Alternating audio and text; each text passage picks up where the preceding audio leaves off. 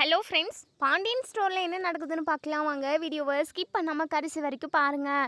இப்போது இங்கே நம்ம ராஜி ரொம்பவே ஃபீல் பண்ணிக்கிட்டு ரூம்குள்ளே உட்காண்ட்ருக்கவும், நம்ம கதிர் வந்து ராஜியோட பக்கத்தில் உட்காந்து, என்ன ராஜி உன் முகமே சரியில்லை, என்னாச்சு, ஏதோ ஓவர் திங்கிங்கில் இருக்க போல் அப்படின்னு சொல்லிட்டு, கதிர் உனக்கு ஒன்று தெரியுமா, நான் ஐபிஎஸ் ஆகணும் அப்படின்றது என்னுடைய சின்ன வயசுலேருந்து ஆசை, கனவு, லட்சியம் எல்லாமே அதில் அடங்கும். உண்மையாகவே எனக்கு ஐபிஎஸ் ஆகணுன்ட்டு அவ்வளோ பெரிய ஆசை தெரியுமா, ஆனால் அது நடக்காமல் போயிடுமோன்னு எனக்கு ரொம்ப பயமாக இருக்குது கதிர் அப்படின்னு சொல்லிட்டு ரொம்பவே ஃபீல் பண்ணி சொல்கிறாங்க. உடனே இதை கேட்ட நம்ம கதிர் இருந்துட்டு, என்ன ராஜி இதுக்கெல்லாம் ஃபீல் பண்ணிக்கிட்டு இருக்கியா, இங்கே பாரு, நம்ம ஏதாவது ஒன்று ஆகணும் அப்படின்னு நினைச்சோம் அப்படின்னா அதுக்கான ஸ்டெப் எடுக்கணும். நீ ஐபிஎஸ் ஆகிறதுக்கான ஸ்டெப் ஏதாவது எடுத்திருக்கியா இதுக்கு முன்னாடி, இங்கே பாரு, இனிமேல் நீ அதுக்கான முயற்சி எடு, கண்டிப்பாக நீ நினைக்கிற விஷயம் நிறைவேறும் அப்படின்னு சொல்லிட்டு இங்கே கதிர் வந்து என்கரேஜ் பண்ணுறாங்க. நம்ம ராஜியுமே மனசுக்குள்ளே நினைக்கிறாங்க, ஆமாம்ல கதிர் சொல்கிறது கரெக்டு தான், கதிர் சொன்ன மாதிரி நம்ம இதுக்கான ஸ்டெப் எடுத்தோம் அப்படின்னா கண்டிப்பாக நம்ம ஐபிஎஸ் ஆகிடலாம். அதுக்கப்புறம் இந்த ஊரே நம்மளை தலை நிமிர்ந்து பார்க்குற மாதிரி பண்ணணும். அப்பாவும் சித்தப்பாவும் நம்ம எல்லாருமே என்னையும் கதிரையும் எவ்வளோ கேவலமாக பார்த்தாங்க. அவங்க முன்னாடி நம்ம ஐபிஎஸ் ஆகி கெத்தாக போய் நிற்கணும். அவங்க எல்லாருமே அப்படியே வாயடிச்சு போயிடணும். அந்த அளவுக்கு நம்ம கதிருக்கும் சரி நம்ம குடும்பத்துக்கும் கௌரவத்தை தேடி தரணும் அப்படின்ற மாதிரி பயங்கரமாக யோசிக்க ஆரம்பிச்சிடுறாங்க. உடனே கதிர் இருந்துட்டு, என்ன ராஜி கனவு உலகத்துக்கு போயிட்டு போல, என்ன உன் கனவுல நீ ஐபிஎஸ் ஆகிட்டியா என்ன அப்படின்னு சொல்லிட்டு சிரிச்சுக்கிட்டே கேட்கவும், கதிர் காமெடி பண்ணாத கதிர், நான் சீரியஸாக உங்ககிட்ட பேசிக்கிட்டு இருக்கேன், உண்மையாகவே எனக்கு ஐபிஎஸ் ஆகணும்னு அவ்வளோ ஆசை தெரியுமா அப்படின்னு சொல்லிட்டு, சரி ராஜி அதுக்கான ஸ்டெப்ஸை எடுத்த அப்படின்னா கண்டிப்பாக நீ நினைக்கிற மாதிரி நீ ஐபிஎஸ் ஆகிடுவ. அதுக்கு நான் உனக்கு கூடயா, உனக்கு என்னெல்லாம் ஹெல்ப் வேணுமோ அதை எல்லாத்தையுமே நான் பண்ணுறேன் அப்படின்னு சொல்லிட்டு நம்ம கதிர் சொல்கிறாங்க. அதுக்கப்புறம் படுத்து தூங்கிடுறாங்க. மறுநாள் காலையில் ஒரு 5 o'clock எல்லாமே அதுக்கு முன்னாடியே நம்ம ராஜி வந்து எந்திரிச்சு வெளியே வராங்க. நம்ம அப்போ தான் தண்ணி குடிக்கலான்னு எழுந்திரிச்சு வரவும் ராஜியை பார்க்குறாங்க. என்ன ராஜி இந்நேரமெல்லாம் எழுந்துட்டியா, 6 மணிக்கு மேலே எழுந்திரிக்க வேண்டியது தானே, ட்ராவல்ஸ்க்கு போகிறதுக்கும் கரெக்டாக இருக்கும், கோச்சிங் கிளாஸுக்குமே இப்போல்லாம் ட்ராவல்ஸ் போகிறதுல இல்லை, கோச்சிங் கிளாஸ் போகிறதுக்குமே 9 மணிக்கு மேலே தானே, அதுக்கு எதுக்கு இந்நேரமெல்லாம் எழுந்திரிச்சிட்டேன் அப்படின்னு சொல்லி கேட்கவும், அப்போத்தா கோச்சிங் கிளாஸ் மட்டும் போனால் போதுமா, ஒர்க் அவுட்டும் முக்கியம் இல்லை, அதான் ஐபிஎஸ் கண்டிப்பாக ஆகணும்னு சொல்லிட்டு நான் மனசில் உறுதியாக இருக்கேன். அதனால் காலையில் இப்படி 5 மணிக்கெல்லாம் எழுந்து போயிட்டு கிரவுண்டில் ஒர்க் அவுட் பண்ணணும் அப்போத்தா, அதான் நான் போகிறேன். சரி நீ உன்னுடைய கனவை நோக்கி போ ராஜி, அது ஒரு பிரச்சனையும் இல்லை. அம்மா கூட கதிர் வரான்ல, ஆமாம் அப்போத்தா வரான் அப்படின்னு சொல்லிடுறாங்க. ஏன்னா வரல அப்படின்னா நம்ம அப்போத்தா விட மாட்டாங்க தனியாக போகிறதுக்கு இருட்டில் இந்நேரத்துக்கு. அதனால் அம்மான்னு சொல்லிட்டு நம்ம ராஜி அங்கேருந்து போயிடுறாங்க. அப்போத்தா மனசுக்குள்ளே நினைக்கிறாங்க, ராஜிக்கு எவ்வளோலாம் ஆசை இருந்தால் இவ்வளோ சீக்கிரமாக எழுந்து அதுக்கான வேலையை பார்க்கணுன்னு நினைப்பா. சீக்கிரமாகவே ராஜி ஐபிஎஸ் ஆகிடணும், அவளோட கனவு லட்சியம் எல்லாமே நிறைவேறிடணும் கடவுளே அப்படின்னு சொல்லிட்டு நம்ம அப்போத்தா வந்து மனசுக்குள்ளே நினைக்கிறாங்க. சாமிக்கிட்ட வேண்டிக்கவும் செய்கிறாங்க. ஒரு கொஞ்ச நேரம் கழித்து நம்ம கதிர் எந்திரிச்சு பார்க்குறாங்க, என்ன ராஜியை காணோம், ராஜி அப்படின்னு சொல்லிட்டு ராஜின்னு சொல்லிட்டு ராஜி வீடு ஃபுல்லாக தேடி பார்க்குறாங்க. அப்புறம் அப்போத்தா தான் வராங்க. அப்போத்தா ராஜியை பார்த்தியா அப்போத்தா அப்படின்னு சொல்லி கேட்கவும், அப்போத்தாவை கேட்கவும், உடனே நம்ம அப்போத்தா இருந்துட்டு, என்னடா கதிர் நீ போலியா அவ கூட, அப்போது தனியாக தான் போயிருக்காளா, நான் அவள் கேட்டேனே அவகிட்ட, தனியாக போகிறேன்னு சொல்லலையே, நீயும் அவள் கூட போகிறதா தானே அவள் சொன்னா, என்ன இவன் இப்படிப்பட்ட பொண்ணாக இருக்காளே. உடனே நம்ம கதிர் வந்து, அமைச்சி நீங்கள் கவலையே படாதீங்க, ராஜி போலீஸ் ஆக போகிறா, இருட்டுனாவே அவளுக்கு பயம் இருக்கக்கூடாது அமைச்சி, அப்போ தான் அவள் போலீஸாக கம்பீரமாக அவள் நினச்ச மாதிரி போலீஸாகி எல்லா திருட்டு பசங்களையுமே பிடிக்க முடியும், அநியாயம் பண்ணுறவங்கள தட்டி கேட்க முடியும். எல்லாத்துக்குமே துணிஞ்சு தைரியமாக இருந்தால் மட்டும்தானே இப்படியெல்லாம் நடக்கும். அவள் தைரியமாக தானே போயிருக்கா, ஒரு பிரச்சனையும் இல்லை, நான் போய் பார்த்துக்கிறேன் விடுங்கப்பா அமைச்சி, நான் கிளம்புறேன் அப்படின்னு சொல்லிட்டு இப்போ ராஜி கண்டிப்பாக கிரவுண்டுக்கு தான் போயிருப்பாங்க அப்படின்னு சொல்லிட்டு இங்கே நம்ம ராஜியை தேடி கதிருமே இங்கே கிரவுண்டுக்கு வந்தாச்சு. நம்ம ராஜியுமே ரொம்பவே எஃபோர்ட் போட்டு ஒவ்வொரு எக்ஸசைஸ் பண்ணுறாங்க. அதே சமயம் அதாவது அந்த கிரவுண்டை சுற்றி வராங்க. ரொம்பவே டயர்ட் ஆகிடுறாங்க. அந்த அளவுக்கு நிறைய எஃபோர்ட் போட்டு ஒர்க் அவுட் பண்ணிக்கிட்டு இருக்காங்க. அதை பார்த்ததுமே எங்கள் கதிர் வந்து, என்ன ராஜி மனசில் எந்த அளவுக்கு ஐபிஎஸ் ஆகணுன்ற ஒரு கனவு இருந்தா, அந்த அளவுக்கு ஆழமாக பதிஞ்சிருந்தா, இவ யாரையுமே துணைக்கு கூட்டிகிட்டு வராமல் இவளே வந்திருப்பா. கண்டிப்பாக இவள் போலீஸ் ஆகிடணும் அப்படின்னு சொல்லிட்டு மனசுக்குள்ளேயே நினைக்கிறாங்க. அதுக்கப்புறம் ராஜி கிட்ட வந்து, என்ன ராஜி, என்கிட்ட ஒரு வார்த்தை சொல்லியிருந்தா நானே உன்னை கூட்டிகிட்டு வந்திருப்பேன்ல, தனியாக எதுக்காக வந்த அப்படின்னு சொல்லிட்டு. கதிர், போலீஸ் ஆகிட்டேன் அப்படின்னா நடுராத்திரிக்கு ஒரு கேஸ் வந்துச்சுன்னா கூட நான் போய் தானே ஆகணும், வேறு வழி இல்லைல்ல. அப்போ நான் தைரியமாக தானே இருந்தாகணும். கதிர், எப்போவுமே யாராவது ஒருத்தவங்க நம்ம கூடயே இருக்கணும்னு சொல்லிட்டு எதிர்பார்க்குறது அது தப்பு தானே. அதாவது தப்புன்றதை விட நான் தைரியமாக இருக்கணும்ல.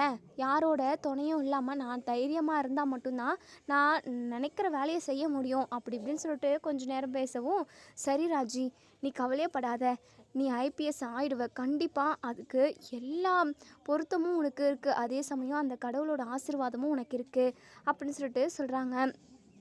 இப்போது இன்னொரு சைடு இங்கே நம்ம பாண்டியனும் கோமதியும் ஒருத்தருக்கு ஒருத்தர் பேசிக்கிறதில்ல. இப்போ வரைக்குமே கோமதி எவ்வளவோ எஃபோர்ட் போட்டுட்டு பார்த்துட்டாங்க. ஆனால் பாண்டியன் வந்து கீழே இறங்கி வந்து பேசுகிற மாதிரியே தெரியல. இப்படியே தான் போய்கிட்டு இருக்கு. கோமதி மீனா கிட்ட பேசி புலம்பிக்கிட்டு இருக்காங்க.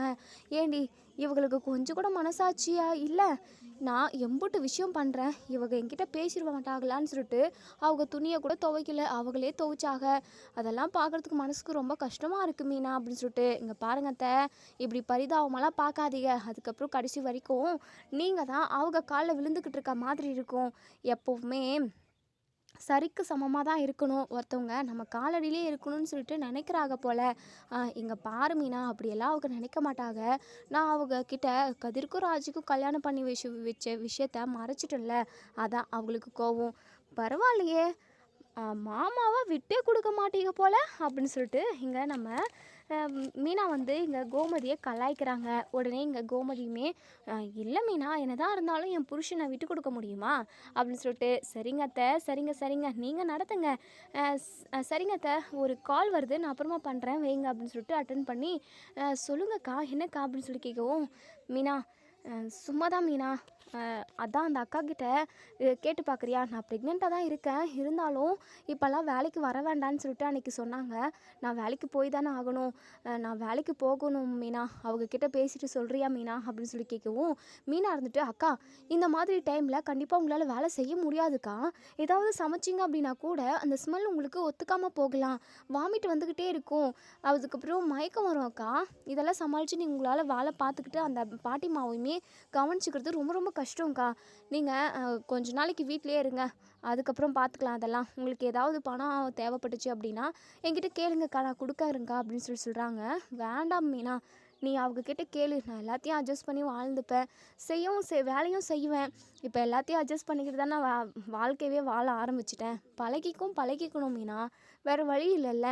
நீ கேட்டு சொல்கிறியா மீனா அப்படின்னு சொல்லிட்டு, அக்கா இந்த 3 மாதத்துக்கான சம்பளம் எவ்வளவோ அதை நான் உங்களுக்கு கொடுத்துட்றேன். 3 மாதம் வரைக்கும் நீங்கள் வேலைக்கு போகாதீங்க, அதுக்கப்புறம் 4வது மாதத்துலேருந்து நீங்கள் வேலைக்கு போங்க சரிங்களா. இந்த மாதிரி டைமில் நீங்கள் ரிஸ்க் எடுத்து வேலையெல்லாம் பார்க்கக்கூடாது, அதுக்காக தான் சொல்கிறேன்க்கா, ப்ளீஸ்க்கா நான் சொல்கிறத ஒரு நிமிஷம் கேளுங்கக்கா அப்படின்னு சொல்லிட்டு, சரி மீனா, நீ சொல்கிறதுக்காக நான் கேட்குறேன் அப்படின்னு சொல்லிட்டு ஃபோனை வச்சுடுறாங்க. இப்போது இங்கே நம்ம கோமதி, அதாவது பாண்டியன் வழிக்கே வர மாட்டேங்கிறாரே அப்படின்னு சொல்லிட்டு இங்கே ஒரு சாமியாரை பார்த்து பேசுகிறதுக்காக ஒரு கோவிலுக்கு போகிறாங்க. அங்கே போயிட்டு அந்த சாமியார்கிட்ட, சுவாமி, இப்படி வீட்டுக்குள்ளே ஏதாவது ஒரு பிரச்சனை வந்துக்கிட்டே இருக்குது, எம்பிட்டு பிரச்சனைனாலுமே நானும் என் புருஷனும் ஒன்று மண்ணுமா தான் இருப்போம். இப்போ அவங்க என்கிட்ட முகம் கொடுத்து கூட பேசுறதில்ல. அவங்க என்கிட்ட பேசுவாங்களா, இல்லை பேசாமே போயிடுவாங்களா, இல்லை எல்லா பிரச்சனையுமே சீக்கிரமாக கூடி வருமா வராதான்னு நான் தெரிஞ்சுக்கணும். சீக்கிரமாகவே வீட்டில் நடக்கிற கெட்டது எல்லாமே போய் நல்லதே நடக்கணும், அதுக்கு நீங்கள் தான் ஏதாவது சொல்லணும் அப்படின்னு சொல்லி கேட்கவும், அந்த சித்தர் இருந்துட்டு, இங்கே பாரு தாயி, வீட்டில் எக்கச்சக்கமான பிரச்சனை போய்கிட்டு இருக்குன்னு எனக்கு நல்லாவே தெரியுது. நான் கண்ணை மூடினாவே உன் வீட்டில் என்ன நடக்குதுன்றதை எல்லாத்தையுமே நான் கண்டுபிடிச்சிருவேன். இப்போது உன் பையனோட வாழ்க்கையிலையுமே பிரச்சனை போய்கிட்டு இருக்கு, அதே சமயம் உன் கூடயும் உன் புருஷன் பேசுறதில்ல, இப்படி வீட்டில் உள்ள எல்லாரோட நிம்மதியுமே போயிடுச்சுன்னு தான் சொல்லணும். ஆமாம் சாமி, நீங்கள் சொல்கிறதும் கரெக்டு தான். ஒருத்தி வந்தா, என் பையனுக்கு நாங்களாக பார்த்து கல்யாணம் பண்ணி வச்சு அவன் வாழ்க்கையை நாங்கள் சீரழிச்சிட்டோம் சுவாமி, அவளால் தான் இன்றைக்கி நாங்கள் எல்லாருமே இப்படி இருக்கோம் அப்படி இப்படின்னு சொல்லிட்டு நடந்த பிரச்சனை எல்லாத்தையுமே சொல்கிறாங்க. சாமியார் இருந்துட்டு, சொல்லிட்டு, "இங்க பாரு தாயி, நடக்கிற எல்லா பிரச்சனைக்குமே ஒரு சொல்யூஷன் இருக்க தான் செய்யுது. அது மட்டும் இல்லாம, நான் சொல்ற விஷயத்த நீங்க செய்யல அப்படின்னா, கட்டாயம் உங்க வீட்ல ஒரு உயிர் போகும்." அப்படின்னு சொல்றாங்க. இத கேட்ட எங்க கோமதி பயங்கரமா அதிர்ச்சி ஆவுறாங்க. "என்ன சுவாமி சொல்றீங்க? அது அப்படியெல்லாம் எதுவும் நடந்துறக்கூடாது சுவாமி. ஏதாவது நல்லது நடக்காதான்னு சொல்லிட்டு உங்ககிட்ட கேட்கறதுக்காக வந்தா, நீங்க என்னடான்னா இப்படி சொல்றீங்க?" அப்படின்னு சொல்லவும், "உண்மையதாம்மா சொல்றேன். அதுக்கு சிம்பிள் தான்.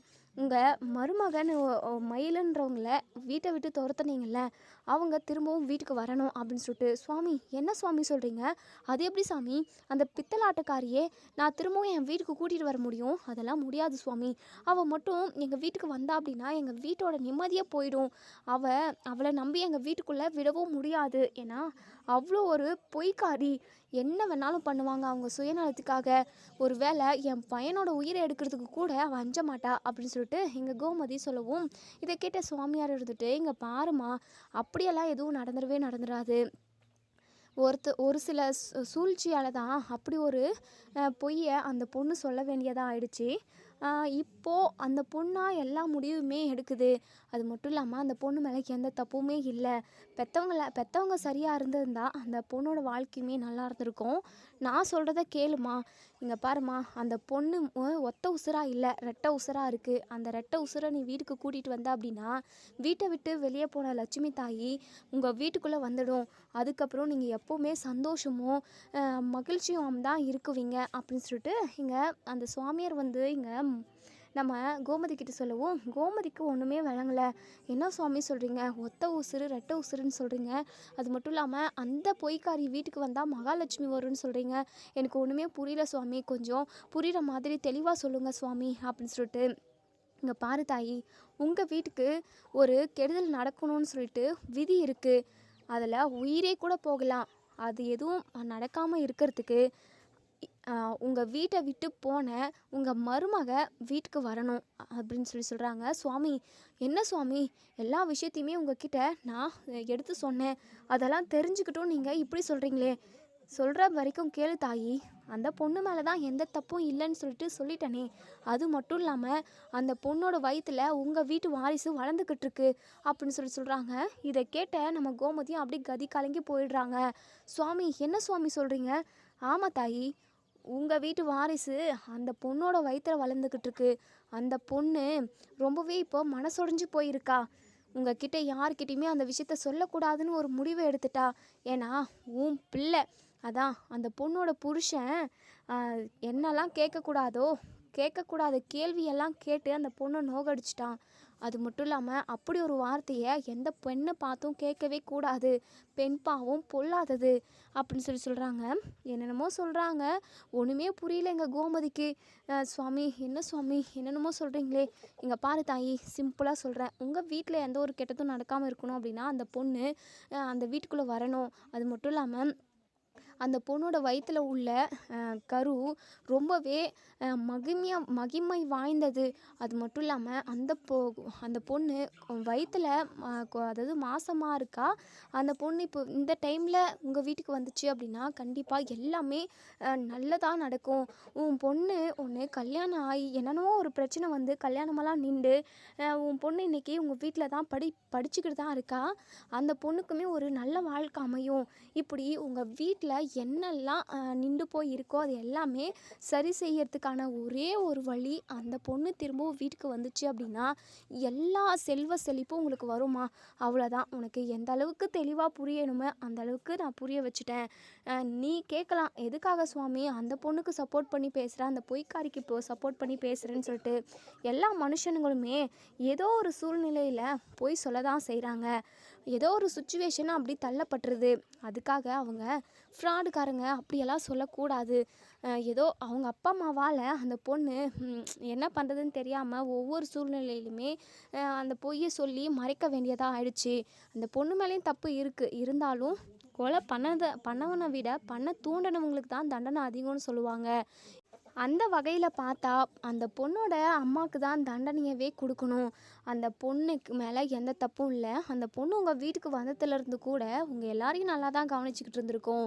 என்ன தான் பொய் சொல்லி கல்யாணம் பண்ணிட்டு வந்திருந்தாலுமே உங்கள் குடும்பத்து மேலே அந்த பொண்ணு வச்சது பாசம் எல்லாமே உண்மையானது. நீங்கள் அந்த பொண்ணை திரும்பவும் வீட்டுக்கு கூட்டிகிட்டு வந்தால் மட்டும்தான் உங்கள் வீட்டில் நல்லது நடக்கும். இதுதான் உங்கள் வீட்டோட தலையெழுத்தே அப்படின்னு சொல்லிட்டு அந்த சுவாமி தியானத்துக்கு போயிடுறாரு. இங்கே கோமதி கண் கலங்கி நிற்கிறாங்க. திரும்பவும் அவளை எப்படி நம்ம வீட்டுக்கு கூட்டிகிட்டு வர்றது அப்படின்னு. இருந்தாலும் அதுவ நம்ம வீட்டுக்கு வரல அப்படின்னாலுமே ஏதோ உயிருக்கே ஆபத்துன்னெல்லாம் சொல்கிறாங்களே, நம்ம என்ன பண்ணுறது அப்படின்னு சொல்லிட்டு ரொம்பவே பயந்து போய் இருக்காங்க நம்ம கோமதி. அது மட்டும் இல்லாமல் சரவணனோட வாரிசு மயில் வயிற்றில் வளருது அப்படின்ற விஷயமும் இங்கே நம்ம கோமதிக்கு தெரிய வந்துருச்சு. அது ஒரு விஷயம் தான் ரொம்ப ரொம்ப சந்தோஷப்படுறாங்க. இப்போது மயிலே வந்து தான் ப்ரெக்னெண்ட்டாக இருக்கிற விஷயத்த தன்னோட புகுந்த வீட்டில் சொன்னாங்க அப்படின்னா, ஒருவேளை சொல்லியிருந்தா கண்டிப்பாக யாருமே நம்பியிருக்க மாட்டாங்க. ஏன்னா ஏற்கனவே கல்யாண விஷயத்தில் பொய் சொன்னதுனால இதுவும் பொய்யா தான் இருக்கும் அப்படின்னு சொல்லிட்டு யாருமே நம்பியிருக்க மாட்டாங்க. இப்போது ஒரு சித்தர் மூலமாக தெரிஞ்சதுனால நம்ம கோமதியே மயில் ப்ரெக்னெண்ட்டாக இருக்காங்க அப்படின்ற விஷயத்த நம்புகிறாங்க. அதே சமயம் மயிலை வீட்டுக்கு கூட்டிகிட்டு வரணும் அப்படின்றதையுமே யோசிக்கிறாங்க. சரி, இது விஷயமா நம்ம வீட்டில் உள்ள எல்லாருக்கிட்டையும் பேசுவோம் அப்படின்னு சொல்லிட்டு கோமதி மனசுக்குள்ளேயே நினச்சிக்கிட்டு வீட்டுக்கு வராங்க. வீட்டுக்கு வந்ததுமே யார்கிட்ட இதை முதல்ல சொல்கிறது என்ன பண்ணுறதுன்னு தெரியாமல் முழிச்சுக்கிட்டு இருக்காங்க. அப்போ தான் மீனா கால் பண்ணுறாங்க. மீனா கால் பண்ணதுமே, மீனா கரெக்டான டைமுக்கு தாண்டி ஃபோன் பண்ணியிருக்க. உனக்கு நானே கால் பண்ணலான்னு இருந்தேன். நான் இன்றைக்கி ஒரு கோவிலுக்கு போயிருந்தேன்டி அப்படின்னு சொல்லிட்டு. எதுக்காக? எங்கே? சும்மா தானே போயிருந்தீங்க, இல்லை வேறு வேலை விஷயமா போயிருந்தீங்களா அப்படின்னு சொல்லி கேட்கவும், இல்லடி அங்கே ஒரு சித்தர் சொல்கிறது எல்லாமே சரியாக பழகும், சொன்னது எல்லாமே நடந்திருக்கு அப்படின்னு சொல்லிட்டு சொன்னாங்க. சரி, என் கூட பேசாமல் இருக்காங்களே, சீக்கிரமாக அவங்க என் கூட பேசணுன்றதுக்காக சரி வாக்கு கேட்கலான்னு போயிருந்தேன். அங்கே போனால் ஒரு இடிய தலையில் இறக்கிட்டாகடி அப்படின்னு சொல்லிட்டு. என்னத்த சொல்கிறீங்க அப்படின்னு சொல்லி கேட்கவும், ஆமாம் மீனா, நம்ம வீட்டில் ஏதோ ஒரு ஆபத்து நடக்குமா, உயிர் இழப்பே நடக்கிறதுக்கு இருக்குது. நீங்கள் உங்கள் வீட்டு மருமகளை வீட்டை விட்டு துரத்துனீங்கல்ல, அந்த மருமக திரும்பவும் வீட்டுக்குள்ளே வரணும். அது மட்டும் இல்லாமல் அவள் ஒத்த உசுறு இல்லை, ரெட்டை உசுறு, அவள் வயிற்றில் உங்கள் குடும்ப வாரிசு வளர்ந்துக்கிட்டு இருக்கு அப்படின்னு சொல்லிட்டு சொன்னாங்க மீனா. இதை கேட்டு நான் ஷாக் ஆகிட்டேன். அந்த மயில் வீட்டுக்குள்ளே வந்துட்டா அப்படின்னா வீட்டில் எந்த கெட்டதும் நடக்காதான், மகாலட்சுமியே வீட்டுக்கு வந்த மாதிரி இருக்குமா, வீட்டில் எல்லாமே செல்வ செழிப்பாக இருக்கும்னு சொல்லி அந்த சுவாமியார் சொல்கிறாரு மீனா. இதை நம்புறதா நம்பக்கூடாதா, இல்லை என்ன பண்ணுறதுனே ஒன்றுமே புரியல. ஏன்னா உயிர் இழப்பு வரும் அப்படின்னலாம் சொல்கிறாங்க. எனக்கு ரொம்ப ரொம்ப பயமாக இருக்குது அப்படின்னு சொல்லிட்டு சொல்லவும், இதை கேட்ட மீனாவுமே சந்தோஷப்படுறாங்க. எப்படியோ அந்த சுவாமி மூலமாக மயிலக்கா கர்ப்பமாக இருக்கிற விஷயம் அத்தைக்கு தெரிஞ்சிருச்சு. அத்தை, நீங்கள் அக்கா கர்ப்பமாக இருக்கிற விஷயத்த நம்புறீங்களா நம்பலையா அப்படின்னு சொல்லி கேட்கவும், எனக்கு என்னமோ நம்பணும் தான் தோணுது. இந்த விஷயத்த மயிலே வந்து என்கிட்ட சொல்லியிருந்தா கண்டிப்பாக இதை நம்பிக்கிறதுக்கே மாட்டேன், ஏன்னா அவங்க போய் சொல்லியிருப்பாங்க. ஆனால் இந்த சாமியார் சொல்கிறது நடக்கும் அப்படின்னு சொல்லிட்டு நிறைய பேர் சொல்லியிருக்காங்கடி. ஒருவேளை அந்த மயில் கர்ப்பமாக இருப்பாளோ, ஒரு வேளை கர்ப்பமாக இருந்தாலுமே அவங்க ஆத்தாக்காரி வந்து அப்படி இப்படின்னு கூச்சல் போட்டு அவள் பிள்ளைய இங்கே வந்து விட்டுட்டு போயிருப்பாளே, ஏன் அவங்க பண்ணல அப்படின்னு சொல்லிட்டு. அத்தை, உங்ககிட்ட நான் ஒரு முக்கியமான விஷயம் சொல்கிறேன் அத்தை, நீங்கள் என்கிட்ட கோச்சிக்க கூடாது அப்படின்னு சொல்லிட்டு. என்னடி விஷயம் அப்படின்னு சொல்லி கேட்கவும், அத்தை, அந்த சுவாமியார் மயிலக்கா கர்ப்பமாக இருக்கிறதா சொன்னாங்கல்ல, அது உண்மைதான் அத்தை அப்படின்னு சொல்லிட்டு. இதை கேட்ட இங்கே நம்ம கோமதி ஷாக் ஆகுறாங்க. ஏய், என்னடி சொல்கிற, ஏன்டி என்கிட்ட முதல்ல சொல்லலை அப்படின்னு சொல்லிட்டு. இல்லை அத்தை, நீ எதுவும் தப்பாக நினச்சிக்காதீங்க. நான் ஒரு நாள் வழியில் போய்கிட்டு இருந்தப்போ மயிலக்கா கிணத்துல குதிச்சு இறந்து போகிறதுக்கு பார்த்தாங்க. கரெக்டான டைமில் போய் நான் காப்பாற்றிட்டேன் தெரியுமா. என்னடி சொல்கிற? ஆமாத்த, அவங்க வீட்லேயுமே ரொம்ப குத்தி காட்டி பேசுகிறாங்க. ஒரு வாய் சாப்பாடு சாப்பிட்றதுக்கு கூட அவங்க அம்மா அம்புட்டு பேச்சு பேசுகிறாங்க தெரியுமா. அது மட்டும் இல்லாமல் அங்கே இருக்க முடியாமல் சரவணன் மாமா கிட்ட பேசணுன்றதுக்காக கடைக்கு கூட வந்து பேசியிருக்காங்க போல். சரவணன் மாமாவுமே ஏதோ திட்டி விட்டுருக்காங்க, இனிமேல் உயிரோடவே இருக்கக்கூடாது அப்படின்னு சொல்லிட்டு செத்து போகிறதுக்கு போயிருக்காங்க. நான் எப்படியோ காப்பாற்றி கூட்டிகிட்டு போய் வீட்டில் விட்டேன். அதுக்கப்புறம் மறுநாள் எனக்கு கால் பண்ணியிருந்தாங்க, எனக்கு ஒரு வேலை கிடைக்குமா மீனா அப்படின்னு சொல்லிட்டு. எனக்கு தெரிஞ்ச அக்காங்க வீட்டில் வேலைக்கு கொண்டு போய் விட்டேன். மறுநாளே மயக்கம் போட்டு விழுந்துட்டதா அந்த அக்கா கால் பண்ணாங்க. நானுமே ஓடி போய் பார்த்தேன். அதுக்கப்புறம் ஹாஸ்பிட்டல் கூட்டிகிட்டு போனப்போ தான் மயிலக்கா கர்ப்பமாக இருக்கிற விஷயமே தெரிஞ்சிச்சு அப்படின்னு சொல்லிட்டு. என்னடி சொல்கிற, இம்புட்டு விஷயம் நடந்திருக்கு, என்கிட்ட நீ ஒரு வார்த்தை கூட சொல்லவே இல்லை அப்படின்னு சொல்லிட்டு கோவப்படுறாங்க. அத்தை, கோவப்படாதீங்க அத்தை, நான் இப்படியெல்லாம் நடந்துச்சுன்னு சொல்லியிருந்தா நீங்கள் இன்னும் தான் என் மேலே கோவப்பட்டிருப்பீங்க. சாமியார் சொன்னதா நீங்கள் சொன்னீங்க, அதுக்காக தான் இதை சொன்னேன். அப்போது நீ அந்த மயில் கூட உடந்தையா இருந்திருக்க இத்தனை நாளா? ஐயோ அத்தை, அதுக்காக தான் நான் சொல்லாமே இருந்தேன். இங்கே பாருங்கள், உண்மையாகவே அப்படியெல்லாம் இல்லை அத்தை. பாவம் அத்தை மயிலக்கா. தயவு செஞ்சு அவங்கள புரிஞ்சுக்கோங்க. மயிலக்காவால் எல்லா பிரச்சனையும் நடக்க கிடையாது. எல்லாம் நடந்ததுமே எல்லாத்துக்கும் காரணமே மயிலக்காவோட அம்மாவும் அப்பாவும் தான். அவங்க சரியாக இருந்திருந்தா கண்டிப்பாக மயிலக்காவோட வாழ்க்கை இப்படி ஆயிருந்துக்காது.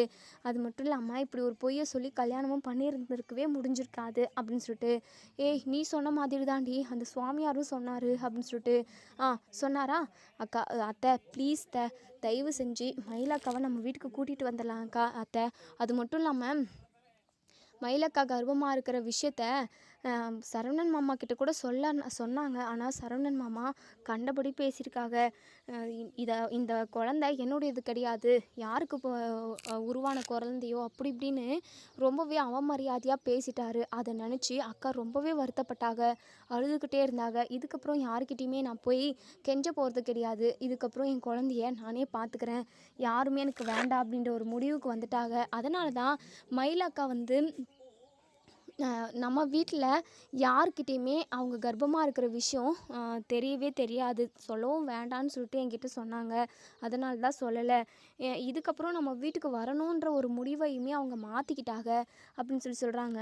என்னடி சொல்கிற அப்படின்னு சொல்லிட்டு, அத்தை தயவு செஞ்சு மாமா கிட்ட இது விஷயமா பேசி, அது அது மட்டும் இல்லாமல் சாமியாருமே சொல்லியிருக்காங்க, மயிலக்கா வீட்டுக்கு வந்தால் தான் நல்லது நடக்கும் அப்படின்னு சொல்லிட்டு, தயவு செஞ்சு வீட்டில் எந்த ஒரு கெட்டதும் நடக்காமல் இருக்கணும் அப்படின்னா அந்த சித்தர் சொன்ன மாதிரி நீங்கள் மயிலக்காவை போயிட்டு கூட்டிகிட்டு வர்றது தான் அத்தை நல்லது. நீங்கள் யோசிச்சு முடிவெடுங்க. அது மட்டும் இல்லாமல் மாமா ஈவினிங் வந்தார் அப்படின்னா பேசிவிட்டு எனக்கு கால் பண்ணுங்க அத்தை அப்படின்னு சொல்லிட்டு, மீனா நீ சொல்கிறதும் கரெக்டு தான். வீட்டில் எந்த ஒரு பலியும் விழுந்துடக்கூடாது அப்படின்னா கண்டிப்பாக அந்த மயிலை விருப்பம் இருக்கோ இல்லையோ கூட்டிகிட்டு வரணும். அதுக்கப்புறம் அவள் பொய் சொல்லவே கூடாது. திரும்பவும் ஏதாவது பொய் சொல்லி மாட்டிக்கிட்டா அப்படின்னா கண்டிப்பாக அவளை கொன்னே போட்டுருவேன் நானே அப்படின்னு சொல்லிட்டு, இங்கே பாருங்க அத்தை, நீங்கள் நினைக்கிற மாதிரி கண்டிப்பாக மயிலக்கா பொய் சொல்ல மாட்டாங்க. ஏன்னா ஏற்கனவே சொன்ன அவங்க அப்பா அம்மா சொன்ன பொய்யை மறைச்சதுக்கே அவங்க எம்புட்டோ கஷ்டப்பட்டுட்டாங்க. இதுக்கப்புறமும் கண்டிப்பாக பொய் சொல்லி அவங்க நம்மளை ஏமாற்றவே மாட்டாங்க. அதுக்கு வாய்ப்பே இல்லை அத்தை அப்படின்னு சொல்கிறாங்க. இதோட இந்த ரிவ்யூ முடியுது. இதுக்கப்புறம் என்ன நடக்கும் சொல்லி வெயிட் பண்ணி பார்ப்போம் ஃப்ரெண்ட்ஸ். வீடியோ பிடிச்சிருந்தா லைக் பண்ணி கமெண்ட் பண்ணி தெரிவிங்க. தேங்க்யூ.